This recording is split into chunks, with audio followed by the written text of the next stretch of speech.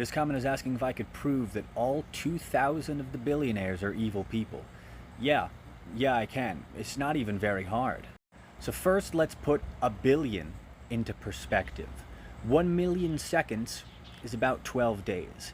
1 billion seconds is just under 32 years. Which means that if you earned $1 every single second and never spent any of it, it would take you about 32 years to earn a single $1 billion.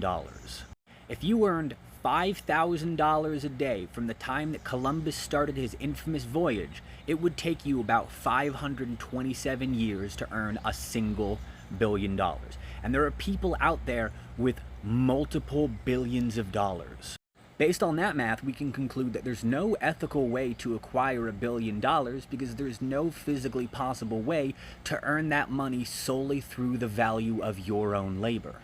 Which means that in order to become a billionaire, you have to steal the labor value of thousands, if not millions of people. And we know that this is the case. And we know that this is the case because between 1979 and 2021, the average productivity, meaning the average amount of labor value produced by the workers, has increased by 64.6%.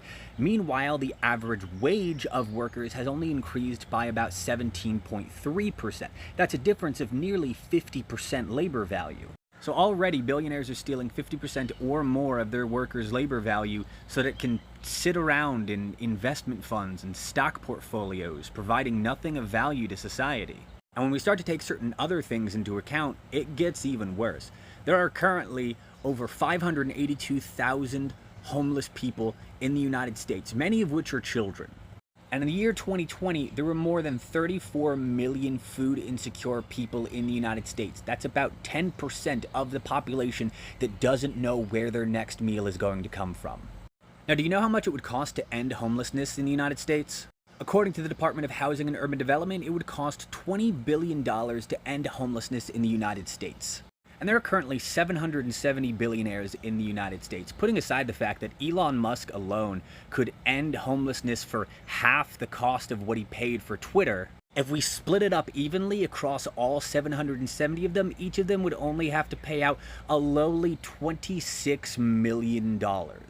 And yet, despite the ease with which they could end homelessness in the United States, billionaires are wasting their money on vanity projects like dying in a sub at the bottom of the ocean and buying Twitter. There is no room for billionaires in an ethical society. They quite simply shouldn't exist.